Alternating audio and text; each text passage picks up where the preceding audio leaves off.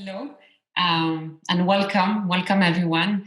I have the great pleasure to open this event part of the CNAM Berkeley Horizon series.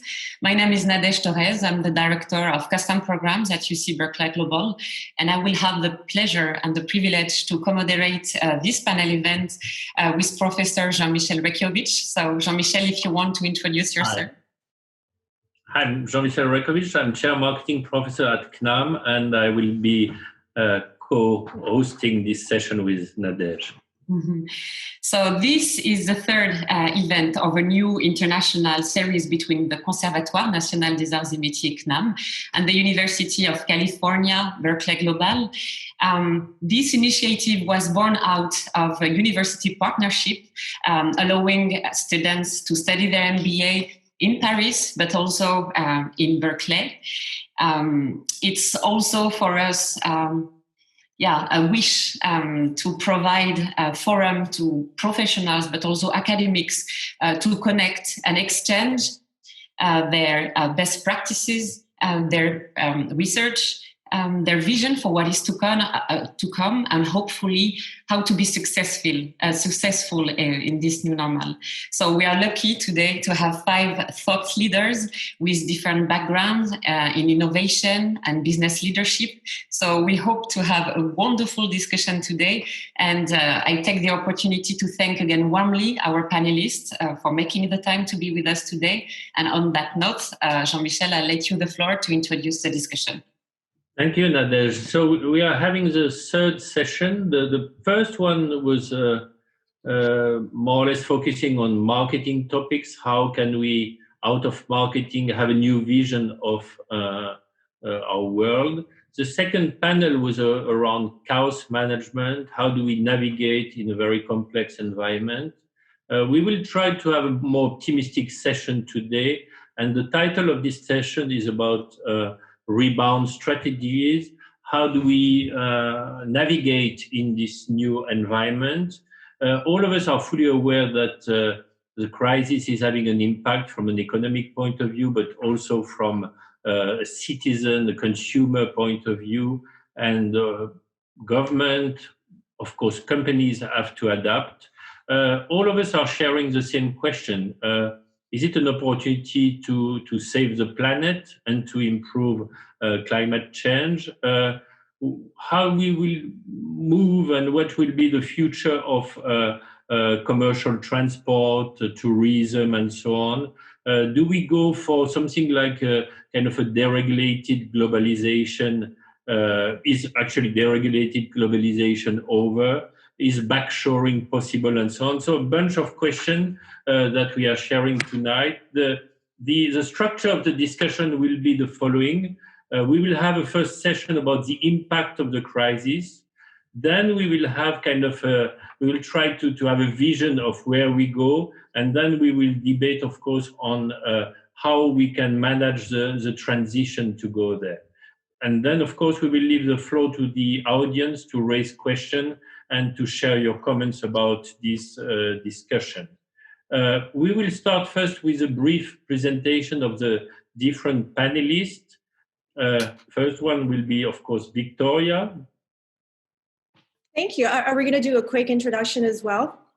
Yes, please. Great. Well, it's a pleasure to join this distinguished panel today, and I look forward to a great discussion. I serve as the Global Head of Innovation and Entrepreneurship for the University of California system.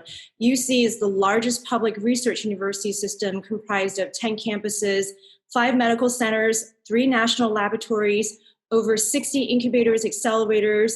We have 4 multidisciplinary and multi-campus institutes for science and innovation, and also a system-wide agriculture and natural resources division. So as you can see, across our vast ecosystem, innovation is very prolific.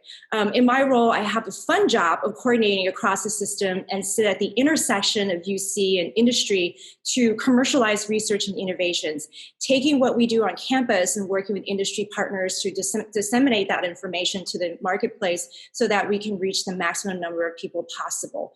As we mentioned, we have an incredibly vast ecosystem. UC averages 5 inventions per day, and we have the largest IP portfolio of any university in the nation. So I think that provides a good perspective is where I'm coming from. So I think the pandemic has really driven a rapid digital transformation across all business sectors. And this will continue into the recovery. Companies all have had to pivot in a really short period of time to deliver their products or new products and services across digital channels to adjust to this new physical mobility constraint, as well as changing consumer behavior and preferences. And this presents... Sorry for interrupting. Before you go for your comments and so on, I would like to present the other panelists. Oh, I'm sorry. Yeah, Sean, this is your line, Sean. Oh, great. Hi, I'm Sean Randolph. I'm the Senior Director at the Bay Area Council Economic Institute, and we are an economic research institute based in San Francisco that focuses primarily on the economy of the San Francisco, Silicon Valley, Bay Area region, as well as California. We are a part of the major business organization in this part of the world, the Bay Area Council, about 350 corporations. But we work primarily with external partners, including cities, international governments, national government, state government, ports, airports, universities, and other organizations to focus on a wide range of issues. A lot of our work has to do with the domestic economy. So we follow things such as housing and transportation, healthcare, employment, but we also focus a large part of our work on technology, innovation, venture trends, entrepreneurship, and science. And so we really operate at the nexus of all those different fields, looking at them through a Silicon Valley, San Francisco Bay Area window. So we're fortunate to be able to see a lot of the trends that are playing out right now. Thank you, Sean. Andre? Hi, I'm Andre Markey. So I'm a senior fellow in the business school at UC Berkeley, and I'm also a startup CEO. So I deal with a lot of startups on the Berkeley side. And my company, Hypership Systems, we help large corporations scale their innovation ecosystem. So how can they really go from having a few internal startups to, in the case of companies like Bosch, hundreds of internal startups they're running with their own employees globally. And so on that side, I see a lot about corporate innovation and how corporations are trying to really speed up their process of going from their strategy to ideas to actually delivering products to market and generating revenue. Thank you, Andre. Eric? Hi, I'm Eric Albron. I'm Mazars CFO. Mazars is a 25,000 people organization operating in audit and consulting. I've been a CFO for now 25 years in different industries, B2B, B2C, professional services, and I'm very much focused on business transformation. It happens that I'm currently coordinating our crisis management team on the COVID-19, which gives me a huge opportunity to discuss with people around the world about their views on the changes that are happening. Thank you, Eric. Last but not least, Thomas. Hi, I'm Thomas Durand. I'm a chair professor of strategic management at CNAM in Paris. I head the Department of Strategies at CNAM. I've been working for all my life in parallel to my academic life with large corporations, helping them think their strategy and implement their development plans around the world.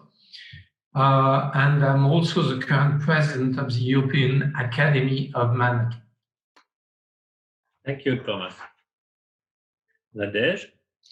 So, Nadej, you want me to introduce myself or to go to the next part? I was following my screen. No, sorry for that. Okay. So, no, just I think I already introduced myself, but that's the perfect moment to go to our first part, actually, and starting with the impact of the crisis. So here again, Jean-Michel, I'll let you the floor to ask the first question to Sean. So the first question is around impact, and I was reading a few newspapers coming from California, and Sean was pointing out the impact on California economy, which is the 5th economy in the world. So, Sean, Can you share with us your vision and understanding of the impact? Of course, Jean-Michel. Well, there's good news and bad news. California, in terms of the impact of the virus on health, is doing relatively well. We're much better off than New York. As a state and with regions within the state like the Bay Area, we closed earlier than most of the country. And we haven't seen the enormous surge that New York saw. So we have capacity in the hospitals. They were not overrun. The sort of mortality rates have not gone down, but they've plateaued. And so I think we are in a comparatively good place right now compared to what we saw in Spain and Italy and the UK now and New York. The economic impacts, though, like everywhere else, have been severe. If you look at the state level, the governor was projecting a $222 billion budget just 4 months ago. Yesterday, he said there will be a $54 billion deficit. So that's about a 25% deficit in the state budget, which means lots of state services will be cut back. There was a big rainy day fund, very prudent. It's going to be a surplus. So we're really talking about an enormous retrenchment at the state level, even if the federal government comes in with funding. On the economic side, on business, I think that governments, this was new to everybody, vastly underestimated what the economic impacts of a shutdown would be, and many probably didn't foresee it would be extended this long. In the Bay Area, our unemployment rate has been extraordinarily low, like under 3%, but rises high in the region of the state is 25% very soon, which is an extraordinary shift in just 3 months' time. Just about every sector has been enormously affected, whether it's commercial real estate, 95% drops in the use of transit. Hospitals are losing money because elective surgeries were deferred. San Francisco is an enormous convention city. Those are gone for now. The arts, manufacturing, retail, restaurants, of course. Even big tech is affected, though. I think biotech's doing pretty well for obvious reasons, but the big tech companies are pretty cash rich, but they depend often on advertising and on markets, of course. So they're not hiring much, and they're letting some people go, but it's pretty stable there. I think we're seeing the biggest impact at small business. Startups are shedding people very, very rapidly. So we're at a point now of reopening, like every place else, and the debate is about how quickly and safely can you do it. So there's a debate about that. I think we're seeing more pressure from business to reopen out of concern that prolonging a closure any longer than necessary is going to have enormous impacts that could be even harder to recover from. So we're right at the line, literally, this week and next week and the weeks following, to try to hit that line between how do you minimize the economic damage, how do you allow growth to resume as quickly as possible, but still as prudently as you can, protecting public health. Huge impact, obviously, huge impact. Eric, what's your point of view? In your company, you interact with many corporations. What's your perception on the European side? Of course, it's a huge impact, but what strikes me is on the macroeconomic side is first the total lack of visibility. Nobody, not the best experts, can predict how deep, how long the crisis will be. And over my whole professional life, we never had such a low level of visibility, and that applies to all industries, to a different degree, of course, but this applies to the whole industry. What also strikes me is two huge changes within the companies. The first one, suddenly, nearly overnight, or at least over a few weeks, hundreds of millions of white collars left the office and did not come back and worked from home. And it's a huge change. And you know what? It seems that they like it. It seems that they don't like confinement, but they like stopping commuting, stopping going in traffic jam, wasting time. So the world tomorrow will be different, and we'll have to take that on board. Moreover, I think, and this is visible in our staff, which is pretty young with an average age of 28, they are showing their new aspirations more than ever. It's around work-life balance, it's around environment, it's around social responsibility, it's around sense of community. It's a huge change, and I think we'll come back to that later, but to attract these young talents tomorrow, all companies will have to meet these aspirations. So and this is very common all over the world. Yeah, I completely agree. And actually, yes, it will be also a huge shift in consumer attitudes and behaviors, new behavior that we will have because of this crisis. Victoria, within your mission at UC, at University of California, you are in constant relation with large corporations, but also with all the UC startups. So what is your perspective? What is the most important impact you would like to highlight with us? Yeah, I think what really strikes me again is, how do you survive in this new economy? How do you deal with the rapid digital transformation across all business sectors? And how do you thoughtfully and quickly shift your products and services to address this new norm? So I think this presents a lot of challenges, but also opportunities for our companies. You never let a good crisis go to waste, as some people would say. And what this means is that this is an opportunity to do things that you think you could not do before. For instance, telemedicine has been around for years, but only now we've seen a rapid and wide adoption, and seeing the benefit of delivering on-demand medical services to even a wider population.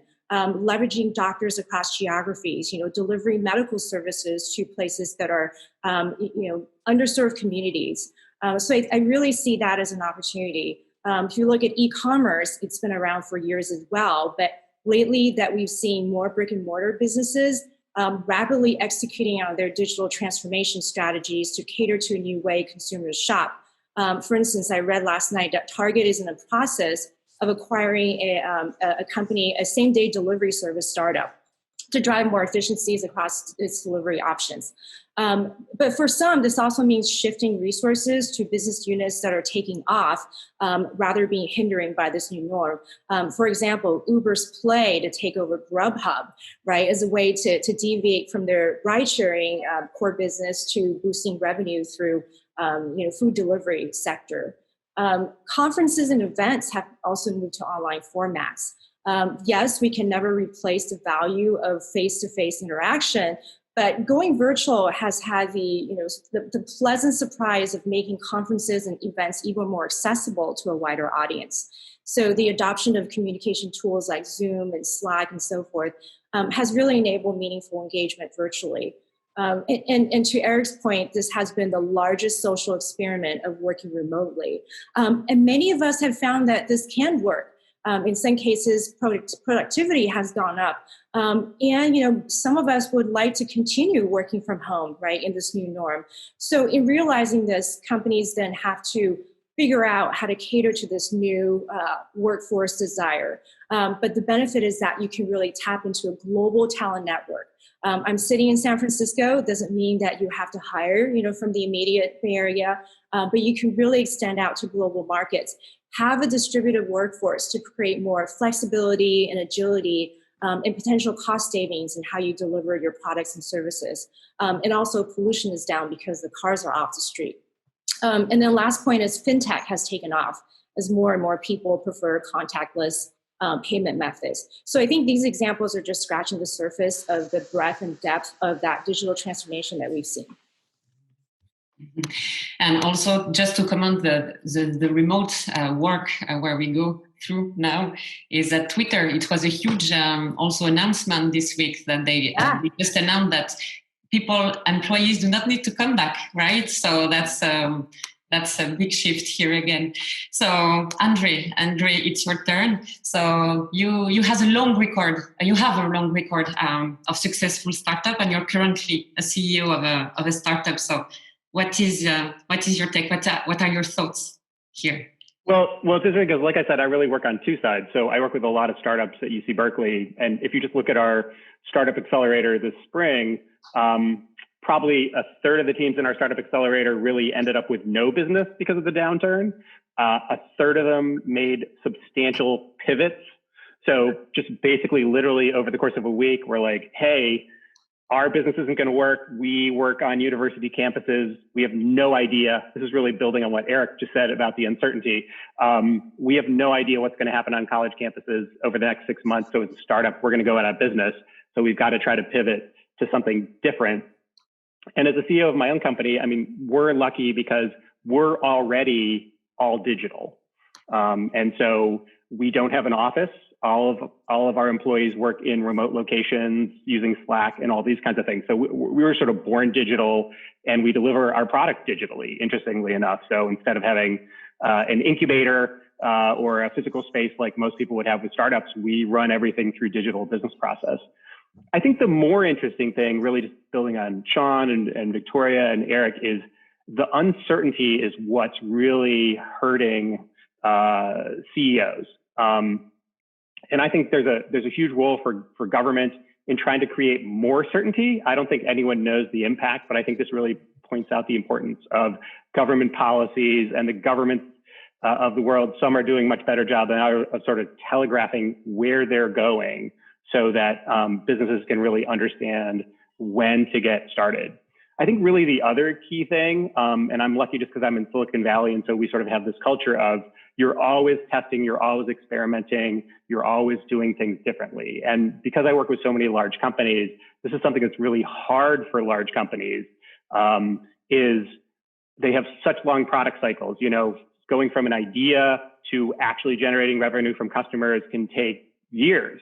And so I think this is really a big question for companies is how can you experiment faster? How can you run a shorter product cycle? And I think, you know, when Victoria talked about businesses going digital, I think this is something that large companies have a real problem with. And certainly within my own company, it's something we talk about. We have a session every week where we're just talking about the future of the business.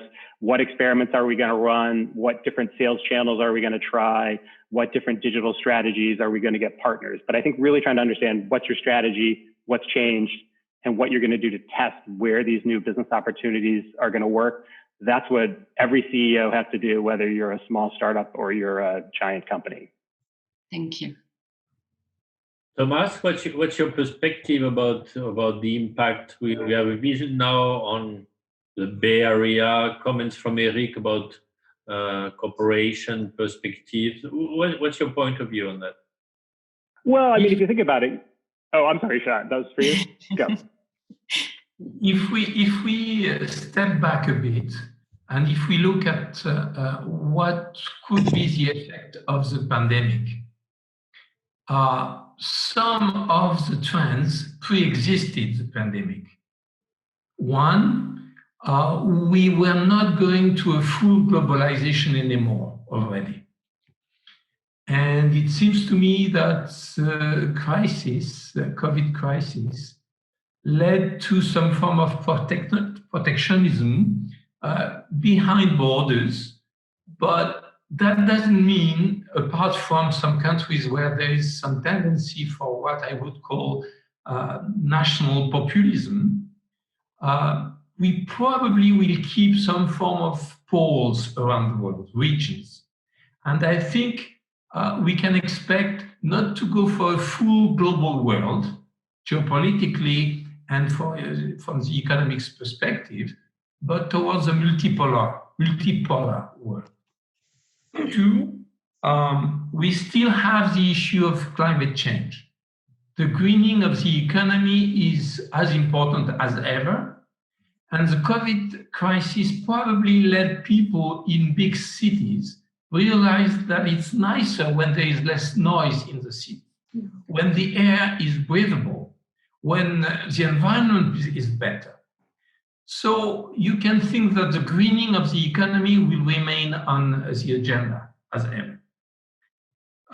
Third, the world had become digital, and the digitalization of the world didn't need a triumph, except the COVID brought, on top of a triumph, another triumph, where, I mean, buying on platforms, on internet, when all the stores and markets are closed, became the only way to operate for many people. Hence, digitalization of the world is likely to continue as ever. However, I see three tendencies or trends which were not exactly going into that direction before the crisis, and which may result from the COVID crisis. One, in the Western economies over the last decades, we saw a hollowing out of the industry. And that led to about 10 to 12% of GDP in manufacturing in the US, in the UK, in France. Germany apart, they're probably up to 22, 23%, but it's still decreasing as well. Now, because in the name of national sovereignty, when people understood the interdependence and that we couldn't get masks, and some drugs were manufactured in Asia and were not available anymore, there will be a backlash. So we can assume that maybe there will be some relocalization taking place, reshuffling of the value chains. Now, that will converge with something which was already going on, namely the emergence of a promise called Industry of the Future, or Industry 4.0, as the Germans call it. And there are many technologies behind it.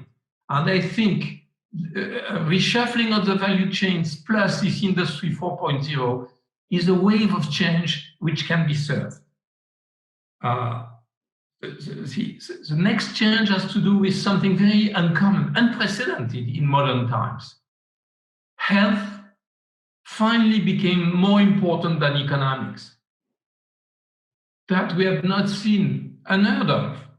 We stopped the economy almost in the name of saving lives, which as a human being, I feel is really decent. But that's the first time we saw that clearly, and there were tensions about that.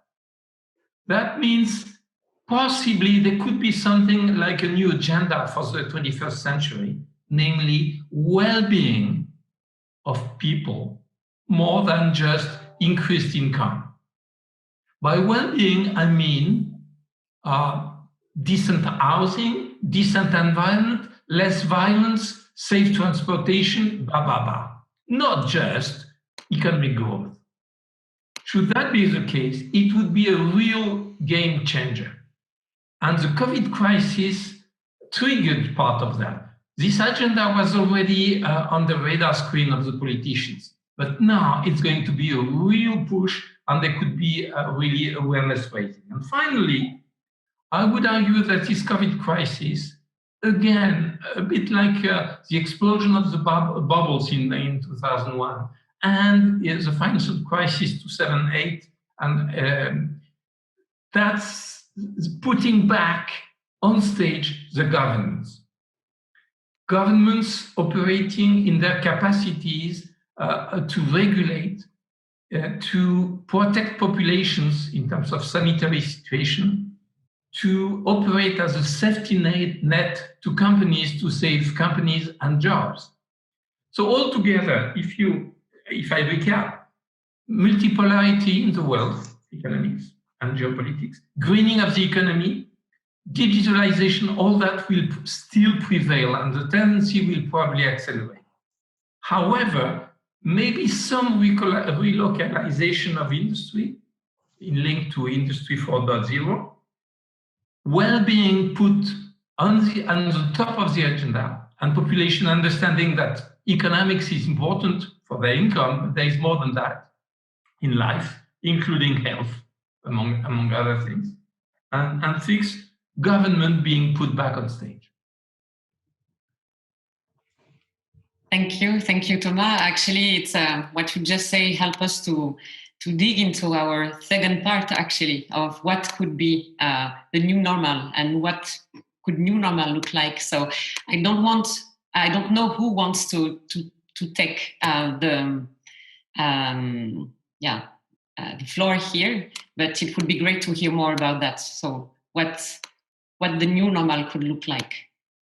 I might just jump in, Nadej, to kind of reinforce, support the points that pretty much everybody made on productivity. It's really interesting. I'm hearing from a lot of our companies that are more in the service area, people who can do work from home, that in fact they were concerned when everybody was at home that this would be a productivity disaster. But in fact, they're telling us actually productivity has gone up. So I think that's going to add more sticking power to the remote work trend in the future. I think people go back, but a lot of companies that I'm talking to here as well as in Europe are saying that maybe they'll go back the equivalent of 3 days a week or 4 days a week or 2, but a lot will not go back full time. I think also on tech, we're seeing the really differential impacts. So some of them, the ones like in hospitality, mobility are taking an enormous hit. Like Yelp laid off 1,000 people recently. Uber laid off just locally 3,700 people. Airbnb, 1,900 people let go. So, these are companies that are really built around kind of travel, hospitality, restaurants, things of that nature. On the other hand, we're seeing companies that are in the broader digital space, Industry 4.0, telemedicine, robotics, automation, a lot of the big data, remote communications and management, they're doing pretty well. And they're doing actually quite well, biotech especially. So I think to Andre's point, I'm pretty optimistic that from the standpoint of innovation and startups, that on the whole, we'll end up doing really well or doing fine anyway. A lot of startups, they're letting people go. They're being differentially impacted, though. They are, as entrepreneurs, they're pivoting, and we're seeing a lot of refocusing and entrepreneurs sort of jumping in to kind of deal with or address the new markets and challenges. So I'm relatively optimistic, although there will be some inevitable carnage, that I think the innovation startup community is going to rise to meet the challenge. So, Andre, sorry, Jean-Michel, go ahead. No, that's fine. I was just jumping on your points that quite a few elements are positive and definitely already sketching a new vision. I wanted to ask to Victoria, who's part of a great team of universities managing a large education environment. What will be the evolution of education from your point of view? We are testing already this new education frame. Oh, of course. So, at the onset of the pandemic, we've made a conscious decision for the health and security of our community to move into online instructing. And so that has been, online instruction has always been there, but, to move all of our instructions online was unprecedented. And what we found is, again, increasing other engagement points with your student population. Yes, you cannot replace the in-person instructions, but there are ways that people can collaborate more virtually, right? It's easier for people across campus to collaborate or across disciplines. You have more flexibility in receiving that instruction, right? In thinking about budget constraints and growing population of students that we service, by going remote and digital, we can actually serve even a greater student population. So I think I'm always looking through change in a positive lens. So I think definitely, I think some of that, in-person campus experience is not going to be, replaced. But then all in all, I really think this as shifting and making education more accessible to more people. And then you saw that CSU announced, I think it was earlier this week, that their fall semester is going to go completely online.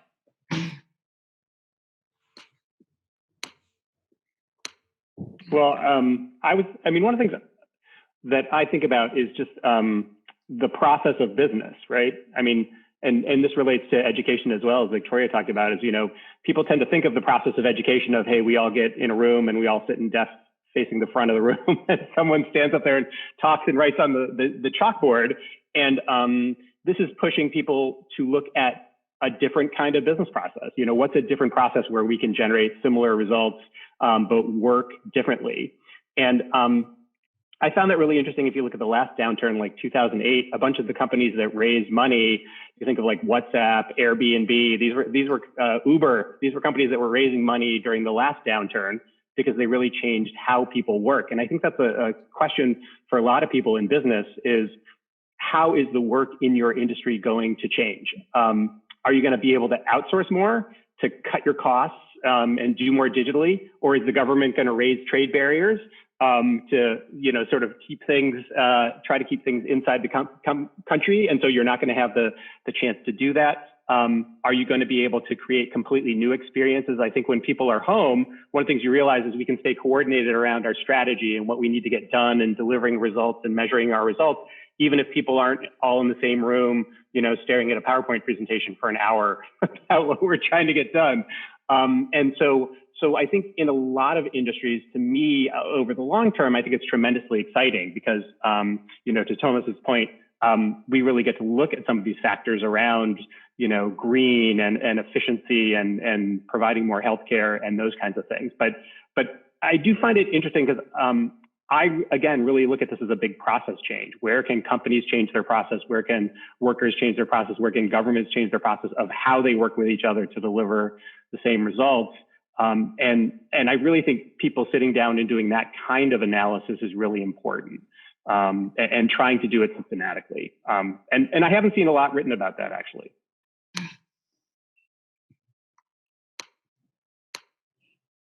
If I may. Yeah. There are a few macro impacts that will change the economy, the traditional economy, brick and mortar.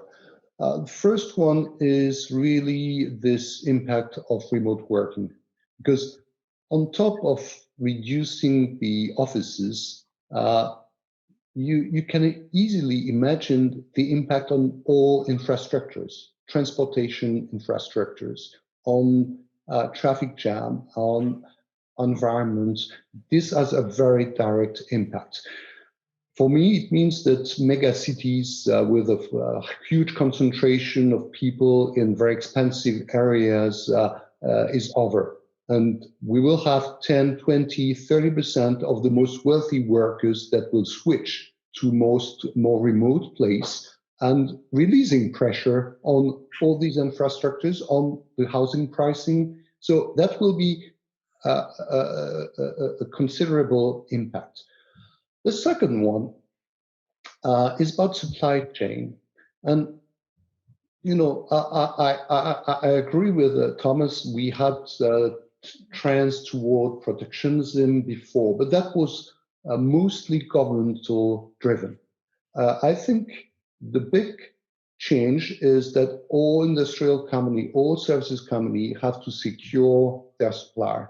And they suddenly have noticed, and it's very true in the health industry, that as well as it was 15 years ago with the SARS crisis in the electronics industry, that there's a concentration of production in one region of the world, name it China, which fragilize the whole world economy and the companies if anything happens there. And this is a risk which is no more acceptable from a company point of view. So there will be still discussions between around foreign trade between the great states or ensemble like Europe. But I think what will drive the change is company relocating their production in regions just to secure their production.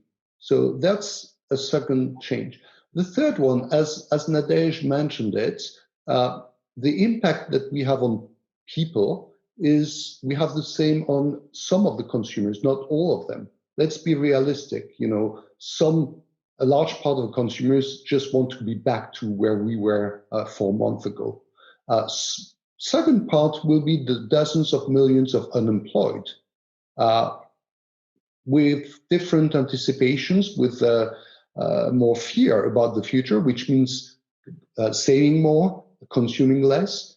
And then there are the, people with high purchasing power and not dramatically hit by the crisis. And these people, they have different aspirations as employees and as consumers.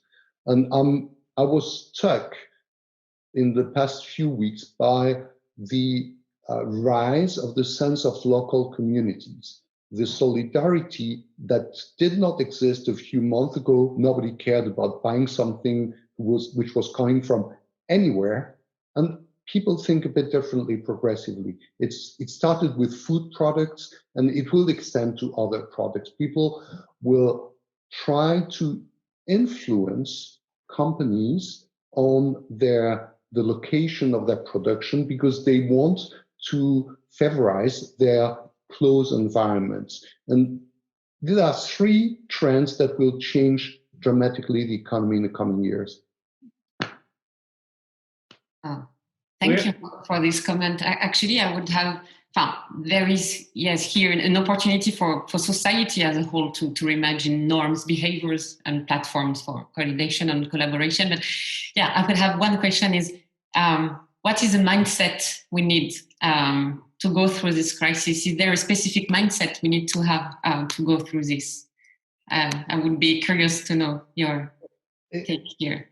If I follow up on this, it's the very traditional, that in the academics world, it's the freeze, unfreeze, refreeze. We are very clearly in an unfreeze period. People have opened their mindsets and are ready to adopt change rapidly. Just to give you one example, we just started using a new tool named Teams, no advertising, when the confinement started. It would have taken us months to roll it out through our 25,000 people in the normal period. It took us 2 weeks to have everybody on it using it. So, the unfreeze is a fantastic period of change for accelerating change management. People are ready to change their mindset, to change their habits, their attitudes. They are very open, but it's a moment in time that will not last. So that's why I think all companies have to think their future now and to initiate changes now, not waiting until we are back to normal, because we'll be in a refreeze period. People will feel, oh, we are secure, let's not make any other changes, that's fine. But for the timing, they are ready to accept huge changes, and the acceptance of remote work has been fantastic, unexpected. So it can be extended to other changes. Well, go ahead, John.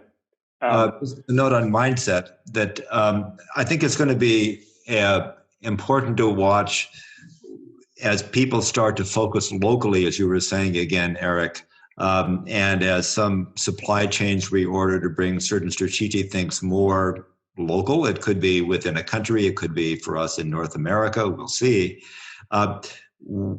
The extent to which there is still a global mindset. For example, I think that the whole COVID experience has thrown a spotlight on the fact that this is a global issue. Like, everybody is in it.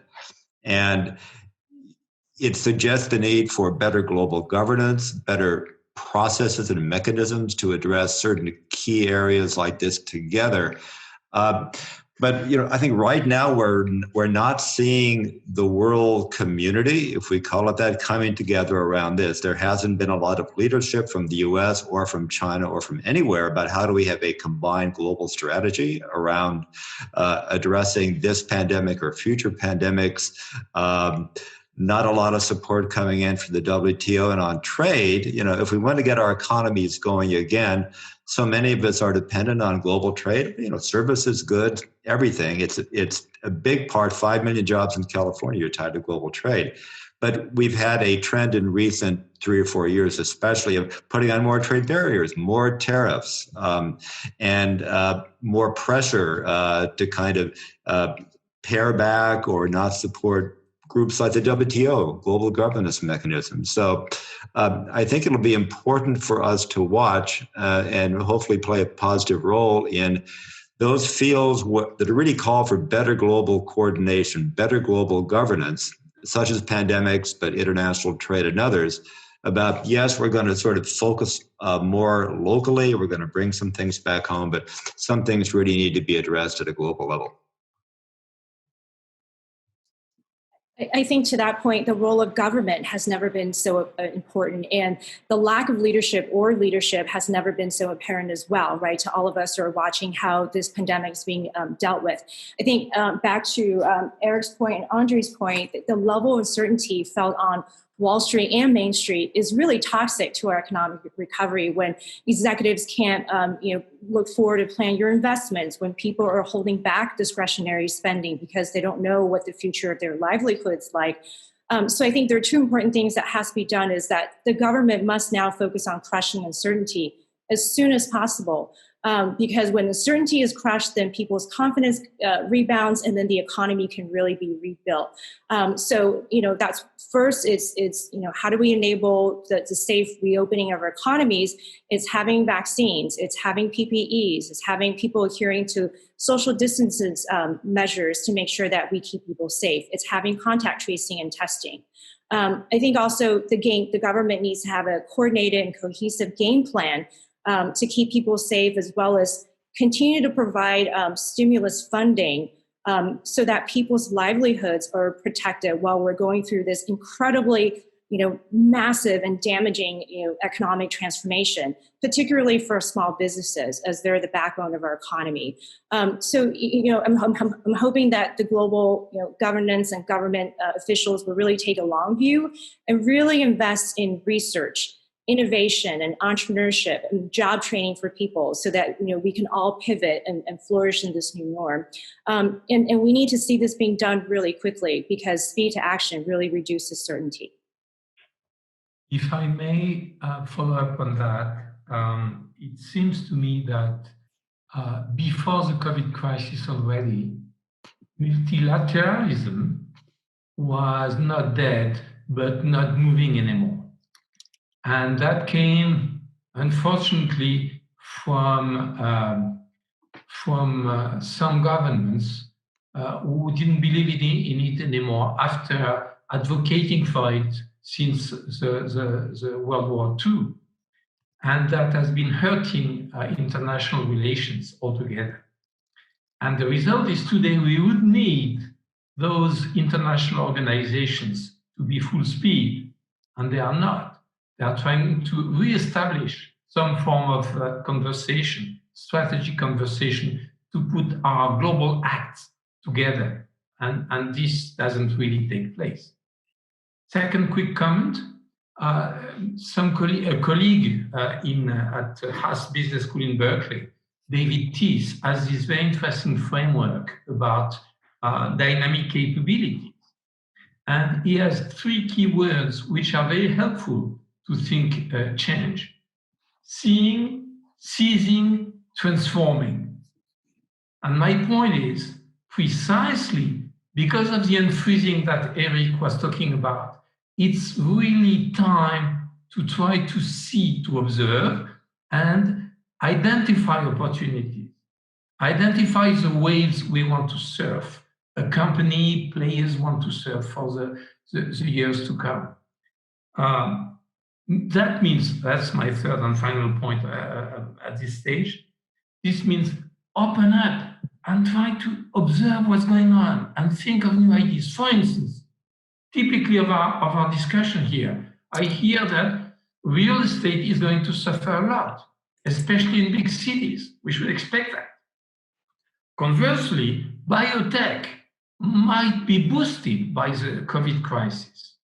And in the Silicon Valley, to what extent should you expect some form of a shift of the resources, which went all digital for quite understandable reasons, at least in part towards biotechs, pharma, etc., healthcare, and so on. So opening up, thinking, analyzing, dreaming as well, aspirations, dreaming of things, and look for opportunities. This is the time where we need to do that, if I may say.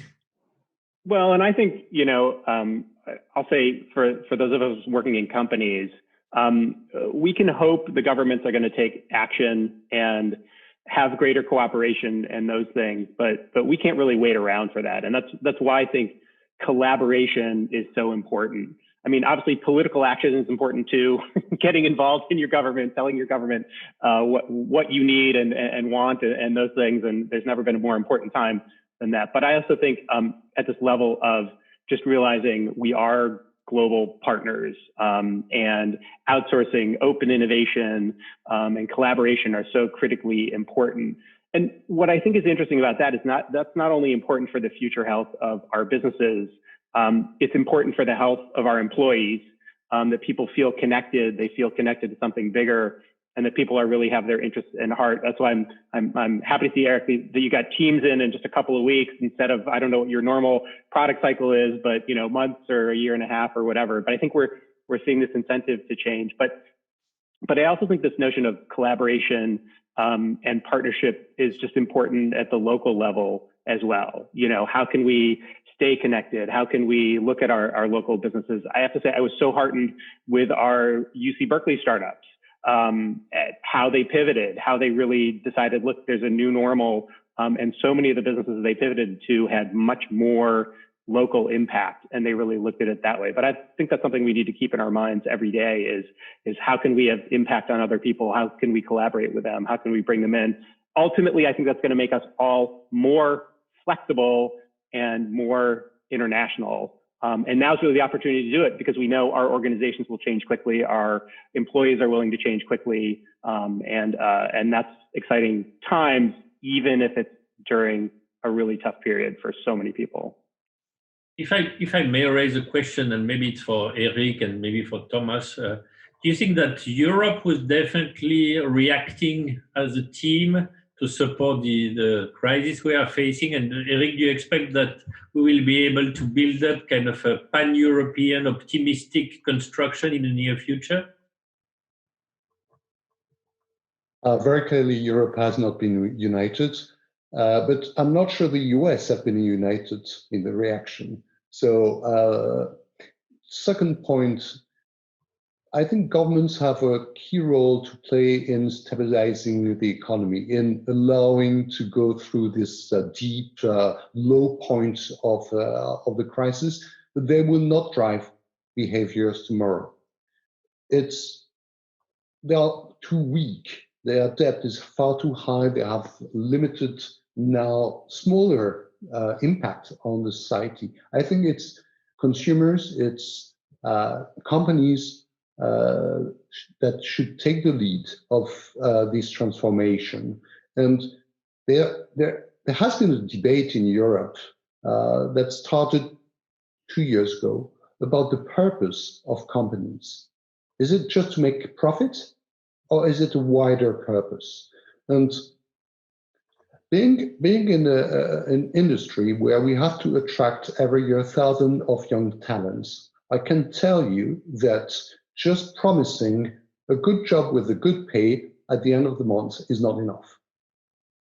It doesn't work anymore. People want a sense of purpose.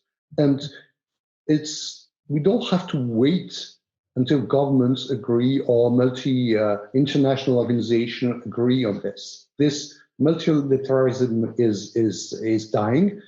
So companies have to raise a sense of purpose, and as consumers, they vote with their credit card. Employees will vote with their working contract, the place where they are happy to work. It's not a question only of dollars. It's a question of feeling in the right mindset, aligned with their aspirations, and companies have to take that on board, and that will change the world. Thomas, we are looking for inspiring managers, isn't it? With purpose and with a vision and something meaningful from the client point of view and from the employee point of view. I guess you can jump on this topic, isn't it? Thank you, Jean-Michel. Very nice of you. It seems to me that the COVID crisis worked as an acid test to test the solidarity and the unification of Europe. We probably came close to disaster. My deep feeling is that we will, at the end of the day, succeed in continuing together because we need each other badly. And the crisis also showed that in a way. So I tend to be optimistic, although we came really close to a disaster again. I would like to stress an idea because several of us, if not most of us, are involved in education. It seems to me that beyond seeing what's coming up and what to do in terms of where to go, we also have to make sure that we build competence. And by competence, I mean individual competence as well as collective or organizational competence. And as we try to identify what are the directions we should find venues for the future, we also need, during this period of uncertainty, to sort out what type of organizational competence will be useful no matter what. Given the uncertainty, there are things we should prepare for. And typically, this is how we can design the programs we have. We were talking about the MBAs, for instance. But typically, to prepare for the diversity of futures, given the hints we have as of today for how the world, the new normal will look like. And it seems to me that thinking of that and the preparation of that is of an urgent matter. Victoria, do you want to jump on this topic? Because I guess education will play a key role, as Thomas is mentioning. Yeah, and also I think in a time of crisis, this really hones everybody's leadership skills, right? Because a true leader has to possess the ability to inspire people to try to do the impossible, right? To go after the big challenges and help people triumph over adversity. So it's having a plan. It's anticipating the needs of the businesses. As Andre mentioned, we're taking a holistic look at business processes. And then I think for leaders, it's be a resource for your team. A true leader identifies what is urgent versus, what can be done later. So it's really prioritizing and doing the couple of things that are most important and doing them right. And also have succession planning across your organization and developing capabilities so that people can develop skills in different areas, right? They're more multidisciplinary. I would just want, at this stage, we have been discussing for about 1 hour and we've got only 15 minutes left. So I just want to jump into the last part, which is the transition. I want to thank you first because you gave us an optimistic vision, positive vibration about acceleration of collaboration, perspective of a better world, more green opportunities, wonderful cities, and so on. How do you see the transition to go there? What will be the path? Because I want to go there already, because the future seems to be great, but at the same time, the transition might be a bit hectic, isn't it? Who wants to react about how do we go there? Sean. I think it's indispensable that it's a very simple point, open the economy as rapidly as we can. And it's a very sensitive, difficult line to hit because there's obviously enormous concern about the public health implications of the virus resurging. I think all of our countries are dealing with that. But the economic damage has been exponential over the last 2 to 3 months. And the quicker that we can prudently get the economy moving again, I think the more the damage will be minimized and the more we can see the acceleration of these positive trends move forward and sort of the damage limited. So I think in the very short term, it's, I think, really essential that we start to open up the economy as quickly as possible. And I think at the corporate level, companies are doing it. I mean, our whole conversation this morning, or much of it has been around how entrepreneurs and startups are pivoting, how large companies are moving online, how universities are pivoting. So I think all these different sectors are, from their own perspective, leading and managing what's happening within their own industries. I think the bigger concern is more with the macro environment that allowed us to get to a new normal as quickly as we reasonably can. And then there's a global issue about how can we develop newer, better mechanisms, and they might be new mechanisms for enabling collaboration at a global level that actually sets a better global floor to address some of these issues better together, and also minimize the barriers to our ability to do that. But who will be the designers of those new mechanisms? The politicians will be the designers. The corporation will be the designer. The people themselves will be the designers. Who will design the new features? Is it all of that together? It might be. The government. Let's hope so. Everything, yeah. Everything is a bit linked, isn't it? Yeah. Yeah, I think one of the things about this crisis is it shows... And individuals will do it too. Andre, sorry. Oh, I was just going to say, I think this crisis shows how tremendously all these things are linked. Because if you put stress into the system, if governments are slow to responding, it results in a tremendous amount of pain. Companies have gotten more agile, more digital over the past 20 years, but you can see those that have trouble responding have had big challenges. I see that even here with our local restaurants. Some of them they've embraced online ordering, online delivery, all that, instantaneously, or, you walk into a restaurant and they've got 7 little iPads for all the different delivery services or whatever, and other ones have closed their doors.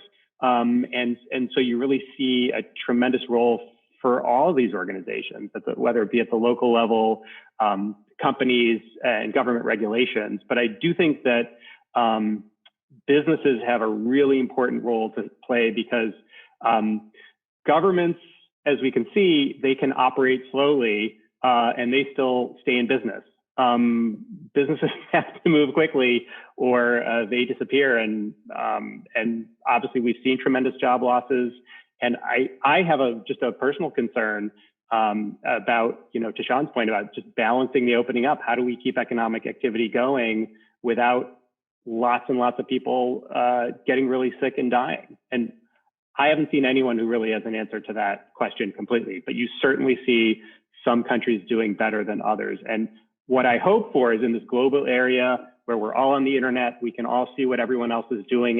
We can see it in real time. We can see which countries and companies are doing well, that we can try to emulate the good behaviors. Because one of the things that's interesting every day is to open up, my web browser and see which countries have falling rates and which companies have rising rates, and what have their governments done and what have their companies done to try to stop that or make it better.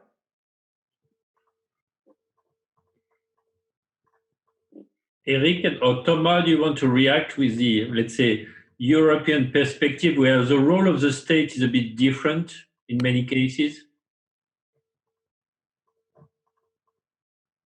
I will take a different tack, if I may.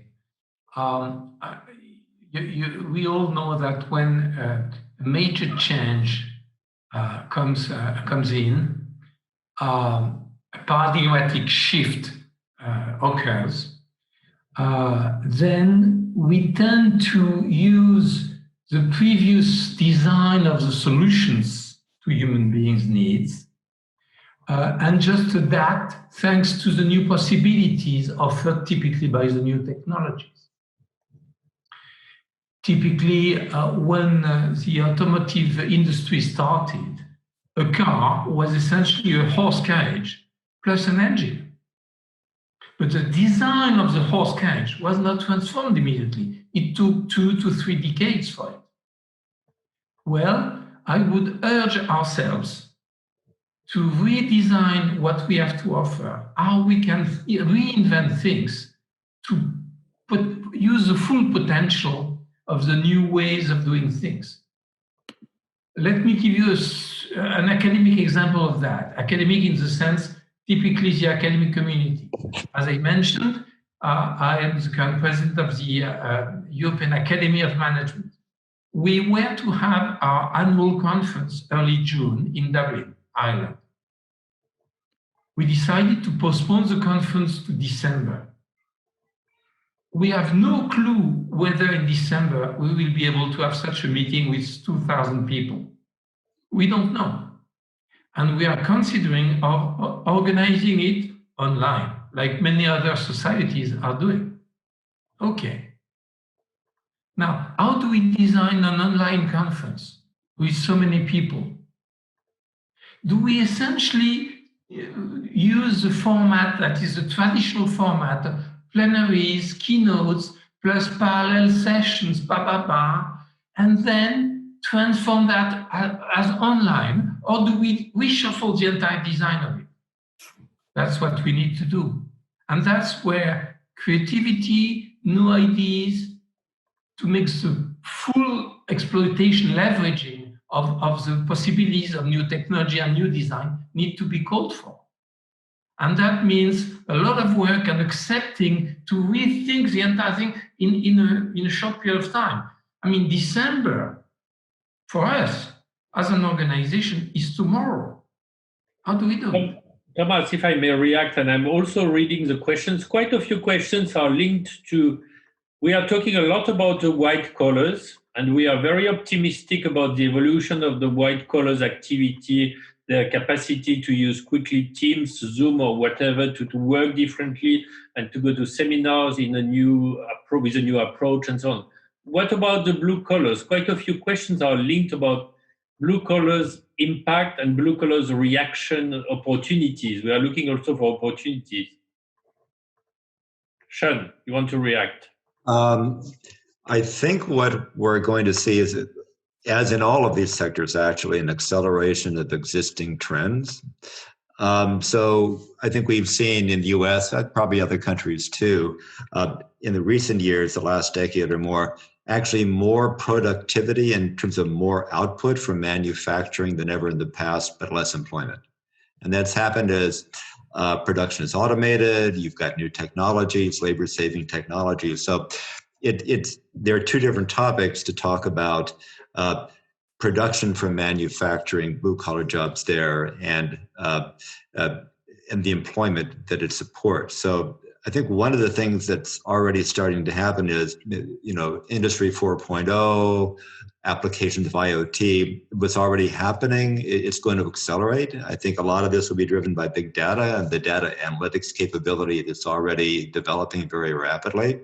So if you think about a factory floor, and maybe you're going to have more spacing, well, IoT can do a lot of things around how you actually organize a factory floor. So one thing I believe is that we're going to see an accelerated change in the skills level required for a lot of these blue-collar jobs, especially in production. You can see kind of the greater efficiency and redesign of the physical production process through things such as data analytics and IoT. It'll leave the question of the level of future employment in manufacturing pretty open. It's probably not going to grow even with some reshoring nationally. But I think it's really a big part of the story will be acceleration of prior trends enabled by this kind of technology. Yeah, the future of work conversation has never been so critical. So I think it's massive investments in reskilling people to make sure that these blue collar workers can pivot into getting jobs of the tomorrow. But also at the same time having some social safety net for those who cannot pivot or cannot pivot as fast, so that they can have a smooth transition, so that we can assure that we'll have economic and social stability. We have also a question that go back to remote work. And one question is, so we already mentioned Twitter, and they say that, so Twitter announced that people could work from home forever. So do you think there will be a domino effect, and that a lot of large corporations, large companies could do exactly the same thing or not? Well, I think it's interesting in really two perspectives. So one is you have an existing workforce and making them kind of more digital, more mobile, work from home. And I think that's definitely going to be a trend. I think the other thing to watch out for is what we've seen, companies like Uber and things like that, where essentially they outsource most of their workforce. And so I think, especially with these economic disruptions, with layoffs, with job reductions, you might see a lot of companies coming back with a much more temporary digital distributed workforce as opposed to full-time employees. And I think that's a really interesting issue about how that's going to tie into government policy and employment policy and those things. Because certainly here in California, we're having lots of debates around what are the rights of workers at these companies and what can they expect in terms of benefits and healthcare and those things. And if companies are under economic stress and they have an opportunity to outsource their workforce and not provide those kinds of benefits, I guarantee it's something that they're going to look at. So we might have a real change in the nature of work as well as what work people are doing. My view is that, at least the European view, is that the switch to remote work is done. We won't come back. People will come back to the office. It won't be 3 days a week, maybe 1 day a week. The difficult part will be how to keep the social link, how to keep management capabilities, because we've been working over the last 2 or 3 months with our existing teams. We've been knowing them for months or years, so it's pretty easy to interact with them through the digital. Physical meetings is something that allows more in-depth contacts. It's part of things you need to do, especially with young professionals, because they need to work with them to show them how to behave. It's more difficult through a screen. So a social link, a physical link will remain, but it may be only 20% of the time. So can you imagine the shift? 80% of the offices empty. And this is the future. It's not a domino effect. It's already there. If I may, I'd like to pick up on that. Just after the beginning of the confinement in France, there were some studies of where was the workforce. Basically, it boiled down to 1/3 teleworking from home, 1/3 unemployed for a period of time of the confinement, and the cost of that being covered by the government. So they were not laid off, which is a typical European way of trying to handle those things. And 1/3 were on the job because they had no choice. Now, following on what Sean just said, I do agree that people being on the job in plants, manufacturing plants, there will be this polarizing of the job market with people either capable of moving up the competence ladder and thus being able to cope with new requirements in their job, or being pushed to the other end of the spectrum, hence doing small jobs, as we all know, typically the last loop, the last mile delivery and those things, Uber and so on and so forth. So there is indeed a first representation of the major clusters we have. Those capable of teleworking, and Jean-Michel, I agree, these are white collar. Those who were badly hit by the COVID crisis and typically working in environments where probably at some point their job will evolve tremendously because of the industry of the future and the like. and those who will be essentially condemned to work on what we call small jobs, service jobs and so on and so forth. Hence the competence issue. And typically us at CNAM, this is what we do. Among other things, we do evening classes for people working to help them upgrade their skills and competence. That's typically something that needs to be done. Sorry to make the timekeeping. We are almost at the end already of this session. It's really interesting how the chemistry between the different panelists is warming up throughout, even if it's on an online discussion. Not far away from a conclusion, do you want to share your findings? What did you gain as panelists out of this discussion? What are your takeaways before we conclude this session?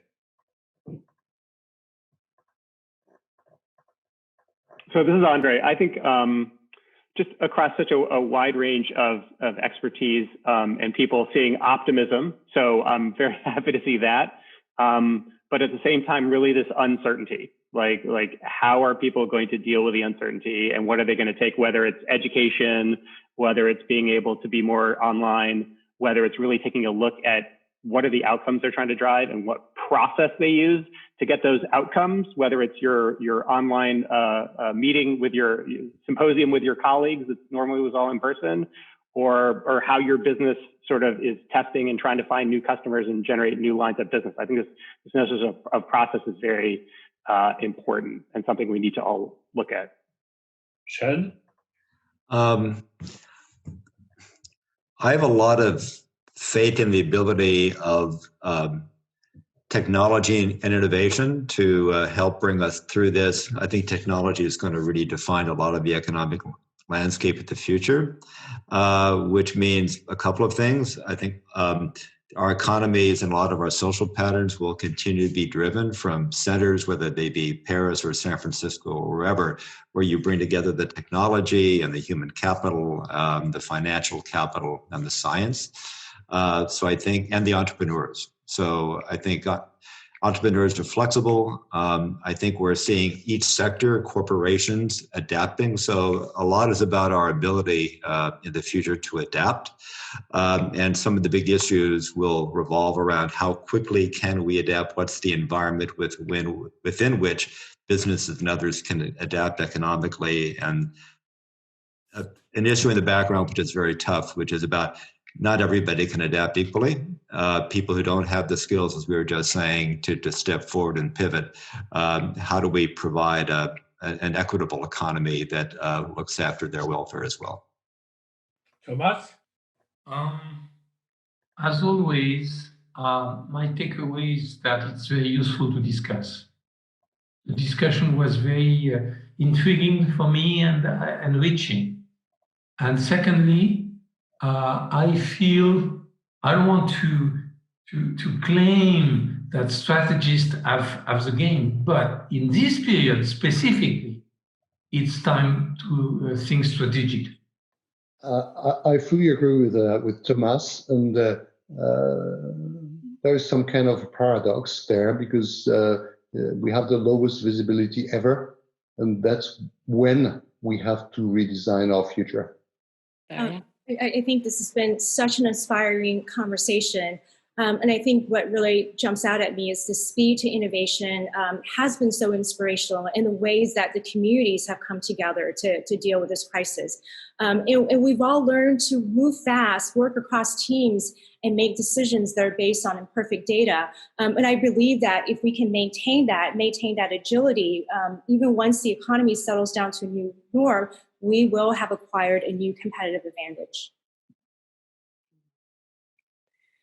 Well, thank you all for this fantastic panel. We had no doubt about that, but yeah, it's fantastic. It's also time for me to also highlight how important this partnership with CNAM and this initiative in particular is important now. So Jean-Michel, let's do that very soon again. I think we already have a date, but let's discuss that later. And You are talking about the next session, isn't it? Yes. We'll be dating for the next session, which sounds great. So. And also, please, we hope also that people that attended this event found some important answers. So we really hope that, because that's the purpose of this panel and series as well. Do not forget to fill up the survey and contact information we will ask, because it's important. We need to know what you like, what we could enhance, what you loved about this panel as well. And hopefully very soon you will have this video available. So Jean-Michel, I would like to let you the floor for the last words. No, only a few words to thank everybody. It's a great pleasure to cooperate with the Berkeley Extension team and all the panelists. I want to thank you because you bring value. It's very inspiring, and we enjoy preparing that with you. I want to thank the support team, Eli, and the other members supporting this event, Ira and Cha on our side. So thank you to the support team. And I want to thank the audience. We were having more than 120, 130 people following this event. It's a great opportunity for us. I do have comments on the screen coming from Amsterdam, coming from Bucharest, where our friends of Bucharest business schools are following also this session. And I'm very glad to stay tuned or to be back for the next session with Nadej and with Frédéric on Berkeley Extension side. Thank you. Have a great evening. Have a good day. Thank you all. Thank you. Thank you all. Have a great day. Bye. Bye. Bye.